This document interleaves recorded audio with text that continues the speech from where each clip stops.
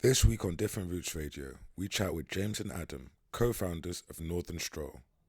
We discuss how they turn their passion for hiking into a business, key features of hiking, trails that they have mapped, companies they have worked with, singles walking groups, and how some of the best business decisions are made in pubs. Don't forget to like, subscribe, and share while you're enjoying the intro track.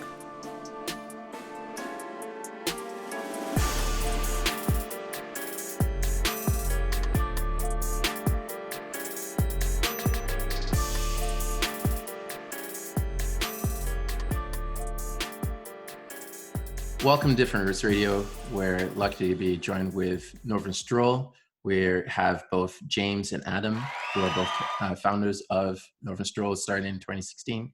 James boasts himself to be the chief navigator, and Adam is the chief content officer. Northern Stroll is very well versed in navigating the countryside and different landscapes in UK.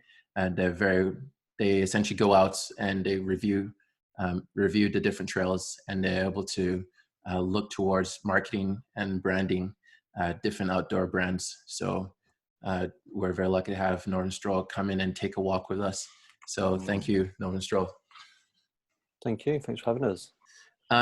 So first thing first, we got to ask, tell us the story. What happened? How did you guys come up with this epiphany? Were you guys in the shower? Was one of you in the shower and the other person? I mean, if you guys were in the shower together, that's fine. We're equal show, we don't mind. But Yeah. How did the idea come about? Yeah. Let's turn that up straight away. We were not both in the shower at the same time. When the idea happened, that's, each your own. But no, we were actually at work. So Adam and I used to work together at a place in Manchester. And I actually can't remember what happened, what was the first thing that kind of got us out, but we both basically were just trying to escape from being stuck behind a desk for 8-9 hours a day. We ended up going out on a walk. We ended up doing a few more. Adam is a photographer by trade, so took a lot of photos while we're out, posted photos to the internet. People decided, I'd love to go where you are, but I don't know how to. That being said, did you guys take 10 trails or 10 hikes together, or is it from the get-go, from 3 hikes in, you guys said, I think it was a combination of maybe, I don't think it was that many hikes, maybe 2 or 3 before we started looking for places that we hadn't been before. And I think that was where we kind of recognized that there's not too many resources where you can actually find an easily accessible walk, which you can download to your phone, really. So I think it was quite a quick spawn, really, of an idea. Mm-hmm. And then the name came at some point, which is James's idea. I can't take the glory for that one. So that was James's idea. I think we hadn't really intended to do this, right? It was I don't know, sometimes the nicest things are all the natural evolutions, and maybe you don't force it as much. We'd ended up going out quite a lot. In order to kind of get these things going, I'd end up sort of creating the maps on that app called View Ranger. So it's one of these free trail mapping sort of tools, and just would kick them around between me and Adam. We'd go out, get up there, photograph, and come down. But the amount of people that we'd said, that's cool. Can I come with you? Where is these? How do I go walk in these places? It's put some boots on and go outside. Nice. So, it was when we were looking for inspiration. With just every site we came across is it's not mobile friendly. It's not. I think it was built in 1990. Everything seems to be Windows 95 level of design. I think because we both worked in marketing as well. I think we were coming off something like Dubstone Reservoir and kicking around. We should do this. We should totally build a site. Clearly people will want this, and just pull all the bits together. Yeah, you have a few too many beers, you come up with a few clever names, and Northern Stroll is the one that sticks around, and that's it. I mean, having looked at your site is quite cool. I like that it just doesn't give you good strolls around the country, but it says good places you can get pictures, because everyone loves their Instagram pictures. There's good spots for photos, and then also good pubs that you can recommend. So did you test all the pubs around England, around the English countryside and hills, to give the best recommendations of where to go to? Oh yeah, I'm going for it, 100%. Yeah, James loves a craft ale, yeah. Love a beer and a burger. Yeah, I don't really think we'd kind of planned what we'd include and what we'd not, but you get there's some basics you've always got to include, right? The first things first, leave nothing but footprints. You might go out for, to take nice photos or just have a kind of a good day outdoors, but bring everything that you took with you. So we kind of got the responsibility side out there first. How long are they? How far do they go up? How difficult's the terrain? What sort of stuff can you expect to bring? Can you just do this with your phone? How long did it take you? And then, it was like, well, how do we bring them alive? Pubs, photo opportunities, like the things that not everyone wants to get outdoors now just for a bit of exercise. They feel like for some reason, they feel like they've got to get something from it. So if that works, then it did feel like, sorry, James, it did feel like the kind of like hiking for the Instagram generation, really. Like lead by visuals, I think. And I'm sure people will have complaints about Instagram in certain aspects, but it can be used for good. And especially for hiking, and if a picture of someone stood atop a mountain looking wistfully out to sea gets people out there exercising, then we're all for it, really. So that's how we kind of thought we'd go for it. Like James said, some of the older sites that we used to navigate for ideas were very much lengthy text about go through this gate, turn left at the third sheep along in the field, very descriptive, overly so navigation routes. So we just wanted to make it easy for people. Nice. So I guess that's kind of how you guys started up the idea, and you started pulling together how you can make things easier for people. If you are able to look into, let's say, a crystal ball right now, and then say, look into 5 years in the future or 10 years in the future, where do you guys see you guys doing with Northern Stroll? Where would it be? What's your hope and aspirations for it to be in that time frame? For us, really, it's morphed now into more of the media production stuff. It's definitely where our strengths are. It's where we get the most compliments. It's actually how we've not done any marketing at all. People are coming to us. So I think I'd like to have a good, solid block of 100, 120 walks across the UK.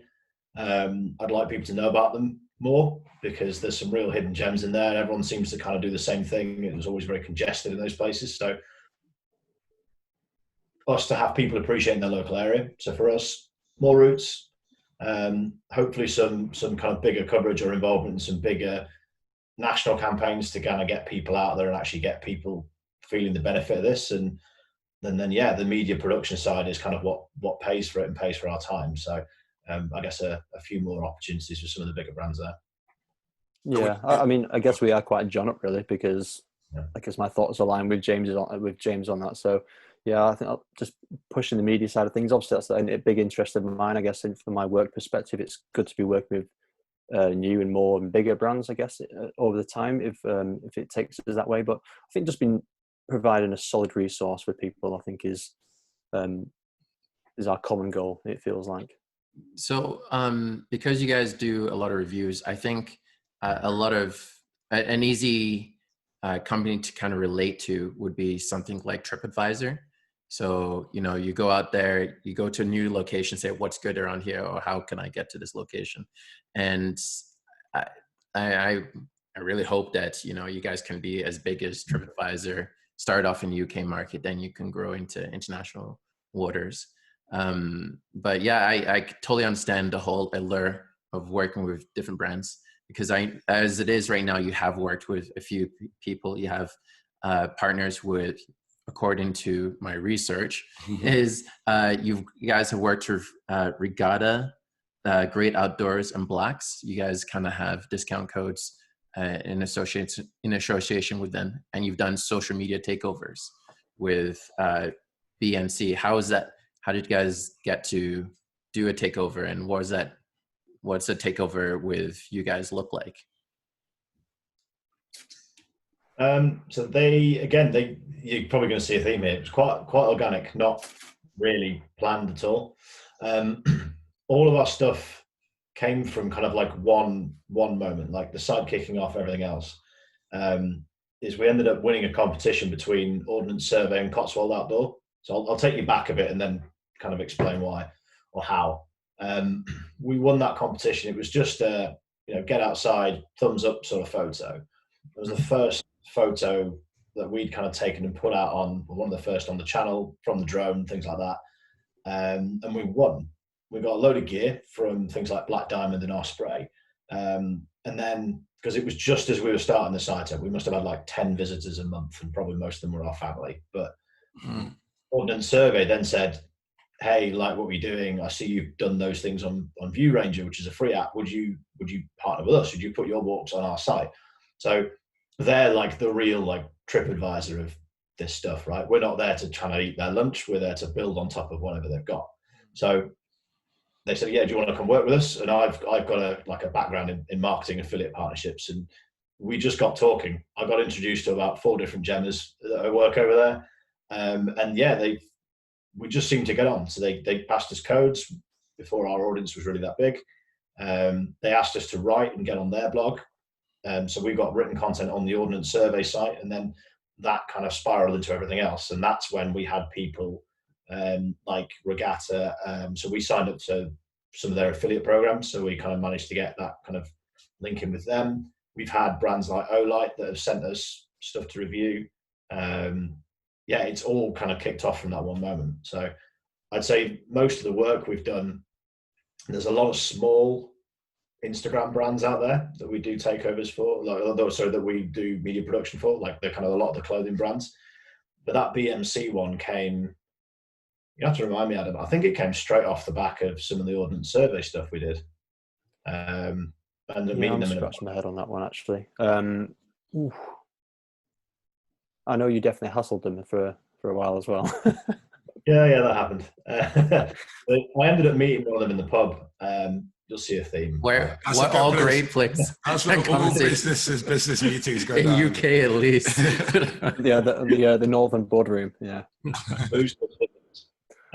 Yeah, it was the Met in Didsbury. Yes. Yeah.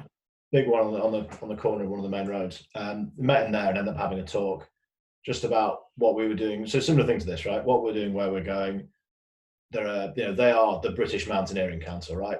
You're not really getting any more official than that. And they had a lot into kind of climbing and a very, very tiny little bit going on about hiking and walking. So yeah, we tried a partnership with them. So they said, we explored different options, and it was just that they wanted to get their message out there. They didn't feel they were best position to do so. Wanted to see if maybe we could join the audiences up, and yeah, they let us take over their social media account today. So we just basically broadcast our way up the side of one of these hills, pulled together a few videos afterwards, sent them some images, shared content on channels, things like that. It was it was nice. It was the first one we'd done as well. So it was, an odd experience. You guys have done Peak District, Lake District, all the districts. How many walks have you done in the UK, and what's your favourite one? Oh, was it 2? I'd say together probably at maybe around it's 20th, 30 mark. We've got 21, James, you'd say. Yeah. I am. Not all of them have made it. Like we've been on, no. so we've got mapped, or we didn't get good photos from, but yeah, I think. Yeah, sometimes we get poor weather, or if it's just generally bleak, they don't know. Sometimes they make nice moody photos, but some of them we just think, no, next time, we'll come back next week. When you look at like the dangers of hiking, if you're in like South America or somewhere like that, they worry about like snakes, insects, animals biting you. You got to worry about the weather, flooding, getting trapped in places. Do you have to worry about, obviously injuries are everywhere, if you injure your ankle or something. Do you worry just you two going out there, if one of you hurts yourself, God forbid, and you get stranded in the middle? I know I'm pretty dark. I know where you're going. The 127 hours? Yeah, because some of these walks, you're talking about like 6 hours, 8 hours. If you get stuck and you break your leg and you're 6 hours out, what do you do? Stuck between a rock and a hard and a hard place. Like, has anything happened to you? Are there any dangers you worry about? Or do you feel like it's quite safe in the UK apart from getting injured? Is there not really much to worry about? James's hamstrings are liable to pinging quite often, or getting serious cramp a mile or two in. So that's probably the riskiest situation we've had to deal with so far, or running out of snacks. But I guess, I mean, I don't think we're ever going to profess to be, because there might be people listening to this going, they aren't mountaineers or climbers, which is fair enough. I mean, we're doing hikes and strolls. You know, we're not too extreme in that regard. But I think that our major dangers are, I think, when people maybe underestimate the conditions, I think, or underestimate time, and as soon as or if it gets dark earlier than you anticipated, and all of a sudden your sense of navigation, your coordination is gone. So I think it's the common sense ones that we try to make sure people take into account, and also we're not taking pickaxes with us or anything like that. It's just normally it's the basics really, but when they're ignored, they can be quite frightening. It is perfectly possible for people to do self-serious injury or die though on doing things wrong, right? Not to downplay it, because we do have to do public service announcement here as well. You can catch hypothermia, pneumonia just for being out for for 5 miles out going somewhere up and down. If you're wearing the wrong stuff, you get wet and you'll get overexposed, as Adam says. If you're wearing nice shiny trainers and you're going down slippery rock, you can fall off. If you try and walk over something like Striding Edge and you go down, you're not coming up again.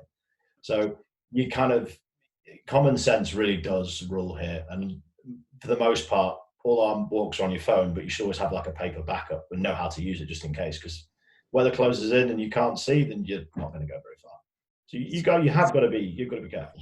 You got to be careful. So that's enough for me, because I'm so much of an indoors person that you don't need to tell me anymore. You say, oh, I can twist an ankle or sprain it. Like, no, it's good. I'm safe from my pizza box inside. It's all right. I know how you guys do it. I went for a hike in Spain with my friends in the countryside, in like the mountains.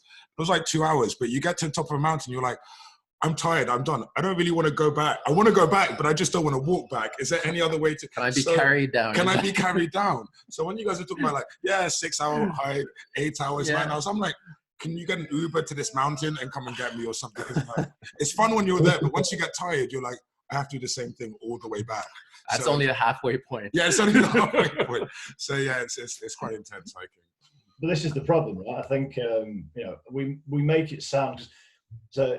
The whole you've got a mix of people who are kind of you have to forgive me, the older and stuffier generation that are kind of like, you must follow these protocols.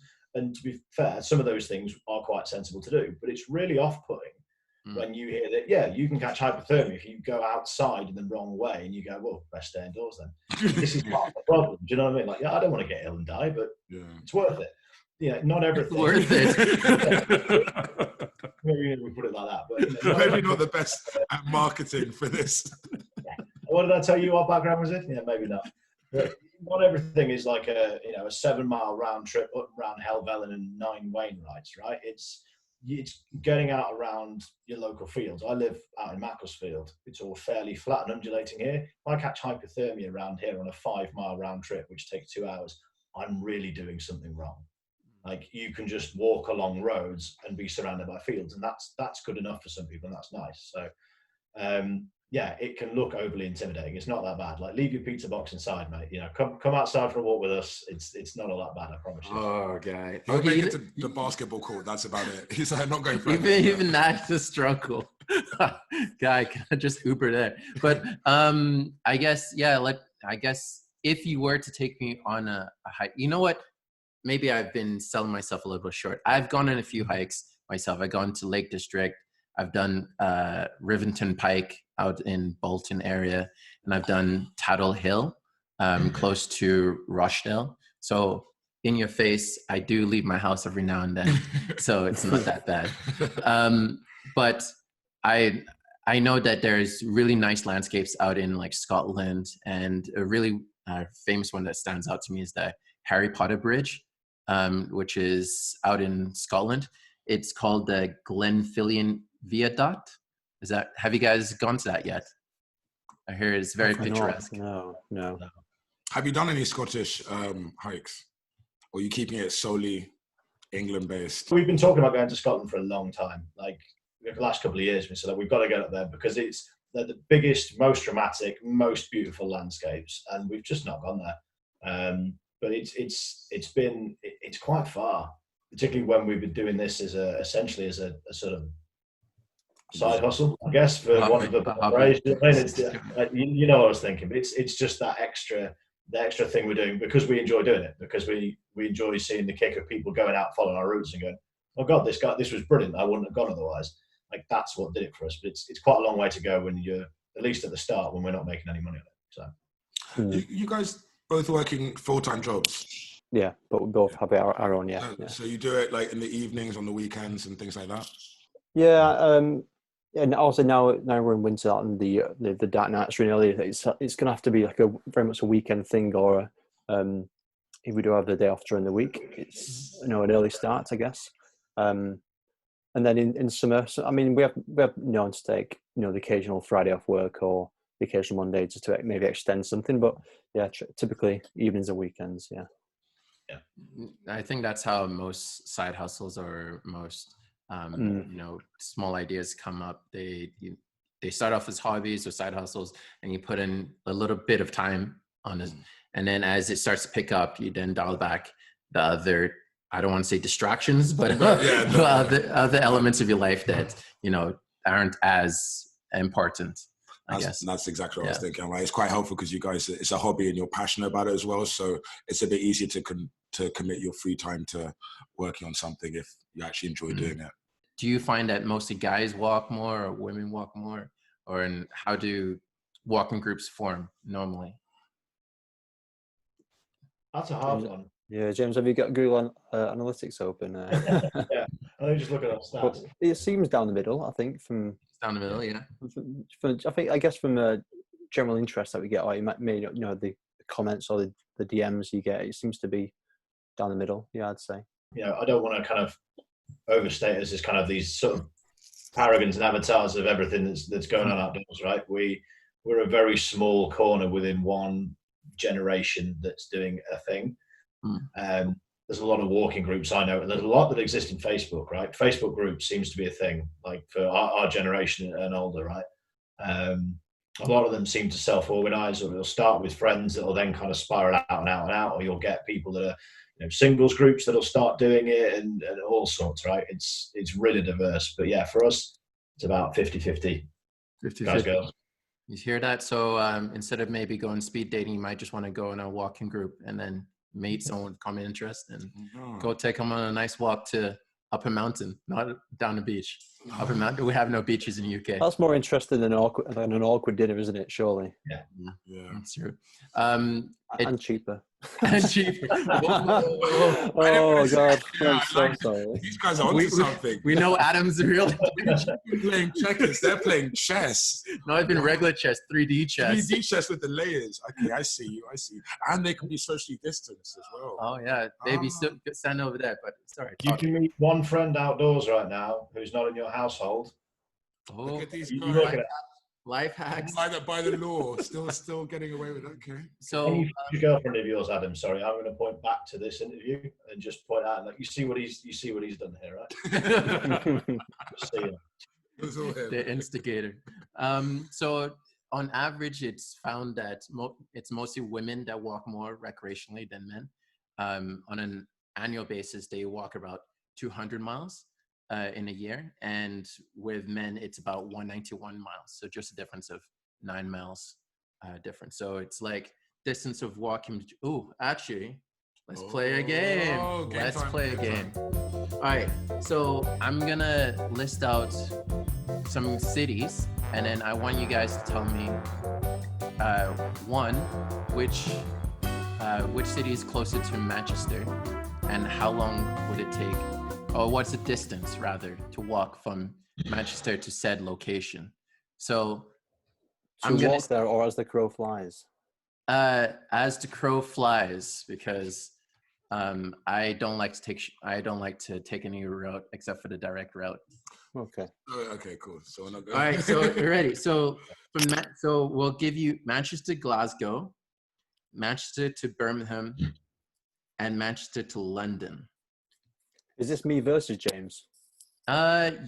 Yes. Let's. Yeah, I haven't seen the answers yet.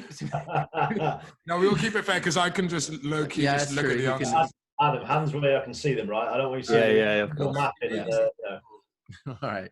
So let's say Manchester to Glasgow. What is your answer, James? Well, I had to embarrass myself on the internet. 100 190 miles. 190, James. All right. And for you, Adam?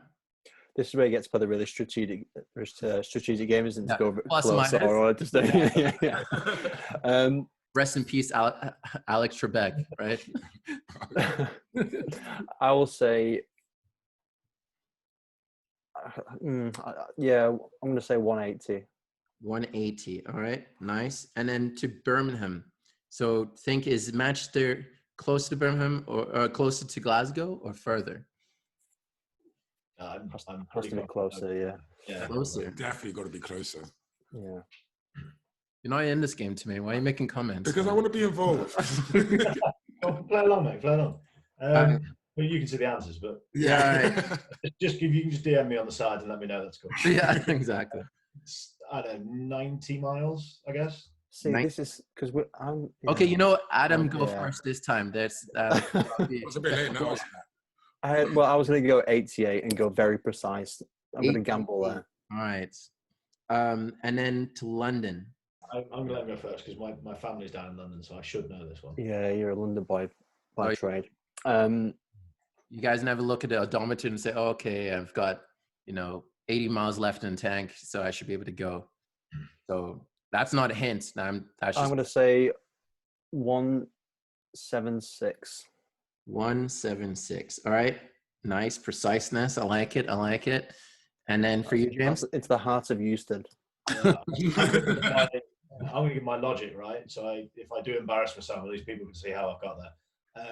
So my family's all from Enfield. That's where I was born. So it's about 3.5 hours from just South Manchester where we lived. So I reckon that's about, again, probably 190 miles. 190. You're going to get to central London, it might be more like 210. Okay. So I'll go with 210. All right. Nice. All right. And you know what I'm going to do? I'm going to throw a little wrench into the system. What is the distance between Manchester to Chicago and Manchester to Beijing? Just something you can't use logic for. Oh, you can't drive it. Sorry, brother. But you could walk it. You could walk it to Beijing if you're really ambitious. All right, Adam, to Chicago first. What is an approximation? Can I get a clue on Chicago? Chicago's East Coast, isn't it? Chicago is East Coast, so it's a little bit. It's like southeast, isn't it? Not southeast. It's very close to the Great Lakes. That's what I can tell you. Oh, okay. Okay, in that case, I will say 3,000 miles. 3,000. Good guess. Sorry. And then Who's Jess? I said good guess. You said I'll pull up. You said Yeah, yes. That's his future hiking yes, date. James. I'm looking for my walking group. Okay. I'm saying something like 1,500, 1,500. Okay. Nice. And then lastly to Beijing. So you just give it approximation in thousands. No need to be precise, Mr. Adam. So James, go ahead. You first this time. 4,000. 4,000. All right. I'll say 5,000. Yeah. 5,000. All right. So survey says, all right. Distance between Manchester to Glasgow. James said 190. James said 190. Adam said 180. The answer is 184. So good job, Adam. Cheeky. All right. Distance to Manchester to Birmingham. James said 90. Adam said 88. The distance is 17 miles. So Adam, that's 2 points to Adam, 0 points to James. Sorry, James. And then to the infamous London town. I could have got this. Adam said 176 because you need to stay rooted, man. Yeah. Lay some roots, man. Lay some roots. That's your problem. All right. So Adam said 176. James said 190, and survey says it is 163 miles. So Adam, you win again. That's 3 points. That's 3 points. Clean sweep. So you know what we're gonna do, just to really see, give James a fighting chance. We'll call the international ones the Moneyball ones, where it's double points. Double points, money ball. All right, Moneyball. Don't do this, right? We said at the top, right? What did I call myself? Like Chief Navigating Officer? Like, I'm done. Maybe you need to adjust your caliber. Yeah, James takes the long way to Birmingham. Yeah, never takes the toll road. All right, James, you said 1,500 miles to Chicago. Adam, you said 3,000 miles to Chicago. It's got to be closer to 3,000. I hate to say it. There's no way it's 1,500. But James, guess what? I'm wrong. Yes, you're right. You're right. It is actually 3,817 miles. I was thinking 3,000 is a bit low. Just to, put a nail in the coffin, distance between Manchester to Beijing, James, you said 4,000. Adam said 5,000. The distance is, and guess what? Adam, you are a freaking machine because it is 5,039 miles. Oh, I resigned. So the percentage of closeness that guess was, it's like 99.23 or something like that. so is that 7-0 to me? Yeah. Yeah. What's bigger than a landslide? Avalanche. Yeah. How Adam won this game. I'm resigning formally as Chief Navigation Officer because of my awful job. You've just exposed my real weakness. So cheers, lads. That's the real dangers of hiking with someone who doesn't know how to get around. Thankfully for James, we have Garmin's and GPS, so we don't need to lie too much. No one's going to trust our routes if I'm the one who's supposed to be doing this. Like, I'll send you to Chicago. It's fine. You can get up to the Atlantic and then just stop. You only need to pack this much. It's okay. It's just a 3-mile hike. 4 days later, I'm so thirsty. I'm sorry, Adam. I've ruined us. That's it. That's okay. I can find someone else. The savage alliances are going to be made now. All right. Thank you for all of your wonderful guesses of distance. We were wondering if you could provide us with a little bit of inspiration for up-and-coming people who want to start their own business, who want to follow their passions. What would you say to the younger versions of yourselves before you embark to kind of inspire you to embark on this journey? Okay, so I would definitely say passion is the center of it all. I've definitely walked out of a few jobs because I didn't feel passionate about it. So not that there was a way to go for it in terms of career development, but I think if you're going to build something that you really want to make a success of, it's got to be a passion of yours. So it's got to be that thing which you're willing to work for at 2 a.m., get up early for, and do it all again. That's our thing. That's the key for me. So adding to Adam's bit, I think you can easily burn yourself out. If you get too passionate about something, you start losing the fun and it takes away the fun from what you're doing. Stop, take a step back and start again. More than once, even just doing this project, I think we've come close to burning out and losing the passion. So take it slow and let it come organically. I think the one thing every business should do is also try and keep their earned media. So own the contact, don't rely on a social media platform. Nice. All right.